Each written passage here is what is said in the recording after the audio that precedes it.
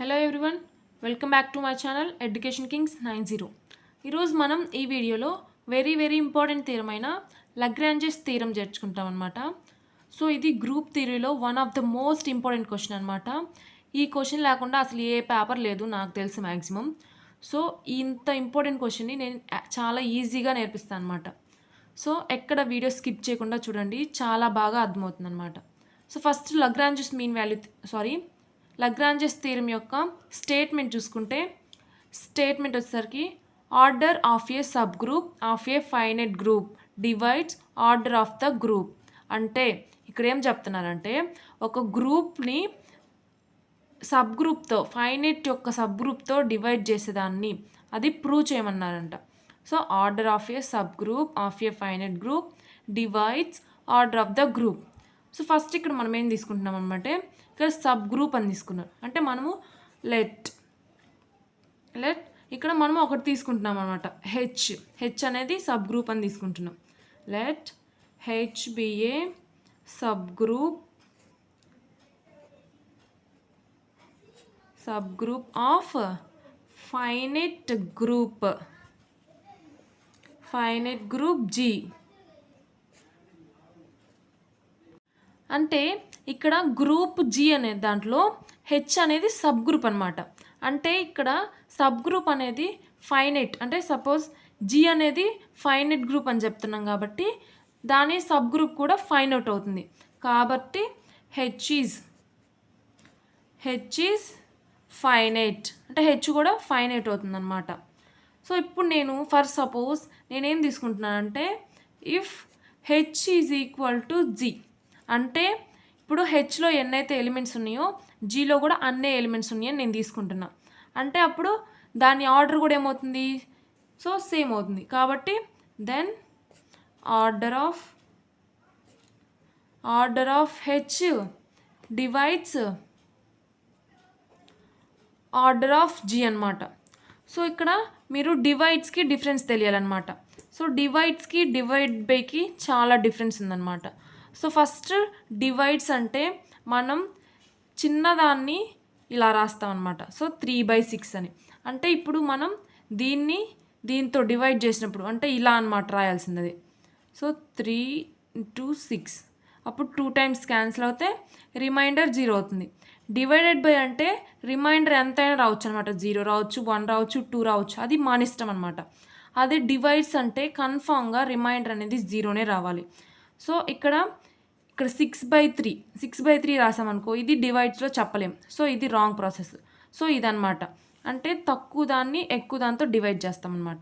So ఇదనమాట divides అంటే. So కాబట్టి if H is equal to G అని తీసుకున్నప్పుడు then order of H divides order of G అనమాట.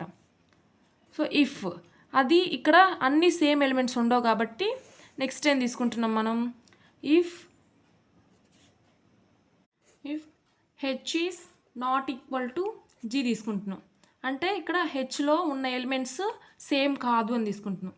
అప్పుడు ఇక్కడ ఏమవుతుంది, దెన్ ఆర్డర్ ఆఫ్ హెచ్ ఏమనుకుంటున్నానంటే ఎం అనుకుంటున్నా, అండ్ ఆర్డర్ ఆఫ్ జీని ఎన్ అనుకుంటున్నాను అనమాట. సో ఇప్పుడేమవుతుంది, ఇక్కడ చూడండి ఒకసారి నేను ఇది రాస్తున్నా. Since H e is equal to H is a right coset of H in G. అంటే ఇక్కడ హెచ్ అనేది సబ్ గ్రూప్ అనమాట. దాన్ని ఈ అనే ఐడెంటిటీతో మల్టిప్లై చేస్తున్నాం. అప్పుడేమవుతుంది, హెచ్ఏ వస్తుంది. అంటే సపోజ్ నేను 3 తీసుకుంటున్నా, 3ని ఐడెంటిటీ అంటే 1 అనమాట. 3తో మల్టిప్లై చేస్తే ఏమవుతుంది, 3నే వస్తుంది. అలాగే హెచ్ని ఈతో మల్టిప్లై చేసినప్పుడు హెచ్ఏ వస్తుంది. కాబట్టి అదేమవుతుంది, ఈ రైట్ కోసెట్ ఆఫ్ హెచ్ దేంట్లో జీలో, కాబట్టి అదే రాసాను అనమాట. నెక్స్ట్ వచ్చేసరికి అలాగ చాలా ఉంటాయి కదా, ఏమేమి ఉంటాయి, let H A H B H C and so on, అలా చాలా ఉంటాయి. ఏంటి అవి, are all right cosets of H in G. So ఇవి రైట్ కోసెస్ అనమాట. సో ఇప్పుడు మనకేం తెలుసు ఇక్కడ చూడండి, since we know that number of elements of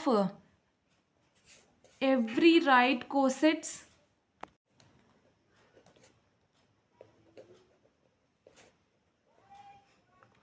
of H in G is same అన్నమాట. అంటే ఇక్కడ ప్రతి ఎలిమెంట్స్ అంటే రైట్ కోసెట్స్ జీలో ఉన్న రైట్ కోసెట్స్ అన్నీ సేమ్ అన్నమాట. అంటే నెంబర్ ఆఫ్ ఎలిమెంట్స్ అంటే ఇందులో ఎన్ని ఎలిమెంట్స్ ఉంటాయో అందులో కూడా అన్ని ఎలిమెంట్స్ ఉన్నాయంట. సో దాని నుంచి మనం ఏం రాయొచ్చు, o of H a is equal to o of H b is equal to o of H c and so on is equal to o of H is equal to o of హెచ్ని ఏమనుకున్నాం మనం, ఎం అనుకున్నాం. అంటే వాఫ్ హెచ్ అంటే ఆర్డర్ ఆఫ్ హెచ్ అనమాట. సో ఇప్పుడు చూడండి నేను రాస్తున్నాను, let K be the number of elements, K be the number of right cosets అనమాట. నెంబర్ ఆఫ్ ఎలిమెంట్స్ కాదు, right cosets of H in G. అంటే జీలో ఉన్న రైట్ కోసెట్స్ అన్నిటినీ నేను నెంబర్ ఆఫ్ అంటే ఎన్ని ఉన్నాయో ఆ కోసెట్స్ని కే అనుకున్నాను అనమాట. సో ఇవి ఎన్నో తెలియదు, అంటే వాఫ్ హెచ్ఏ హెచ్బి హెచ్సి అని చాలా ఉంటాయి, అవి ఎన్ని ఉన్నాయో తెలియదు కాబట్టి మనం కే అని నెంబర్ తీసుకున్నాం అనమాట. సో ఈ కోసెట్స్లో ఉన్న అన్ని ఎలిమెంట్స్ని కలిపితే ఒక యూనియన్ అవుతుంది. ఆ యూనియన్ దేనితో ఫామ్ అవ్వాలి అంటే ఇవి అన్నీ దేని యొక్క సబ్సెట్స్, జీ యొక్క సబ్సెట్స్. కాబట్టి ప్రతి కోసెట్ కూడా జీ యొక్క సబ్సెట్, కాబట్టి ఇందులో ఉన్న ఎలిమెంట్స్ అన్నీ జీ ఉండాలి. ఇవి డిస్జాయింట్స్. సో డిస్జాయింట్స్ కాబట్టి అందులో ఏమిటి సేమ్గా ఉండవు. సేమ్ అంటే ఏంటిది, ఇంటర్సెక్షన్ ఏమీ ఉండవు అన్నమాట. కాబట్టి ఇక్కడ రాస్తున్నాను చూడండి, since all cosets are disjoints అన్నమాట. So all cosets are disjoints. So disjoints అంటే మనం ఏం రాయొచ్చు, therefore G is equal to H a union H b union H c and అండ్ సో ఆన్ యూనియన్ హెచ్ అనమాట. సో ఇప్పుడు నేను దానికి ఆర్డర్ యాడ్ చేస్తున్నా. అప్పుడు o of G is equal to o of H a plus o of H b plus o of H c and so on plus o of H అనమాట. So ఈ అనమాట. ఇప్పుడు వాఫ్ హెచ్ని వాఫ్ జీని మనం ఏమనుకున్నాం, పైన ఎన్ అనుకున్నాం. N is equal to o of H అంటే m plus and so on plus m ఎన్ని టైమ్స్, కే టైమ్స్ అనమాట. సో కే టైమ్స్ కాబట్టి ఇప్పుడు చూస్తే ఇప్పుడు n is equal to suppose ఇక్కడ 1+1+1+ అని చూసుకున్నాం అనుకో, అప్పుడు ఎన్ ఇంటూ ఎన్ టైమ్స్ ఉంటుంది. కాబట్టి ఇక్కడ కే టైమ్స్ కాబట్టి కే ఇంటూ ఎం అంటే ఎం ఇంటూ కే అవుతుంది. సో ఇక్కడ సంథింగ్ మల్టిప్లై చేసాం అంటే అది ఎలా రాయొచ్చు, ఎం బై ఎన్గా రాయొచ్చు. సో ఇక్కడ ఎం అంటే ఏంటిది, ఆర్డర్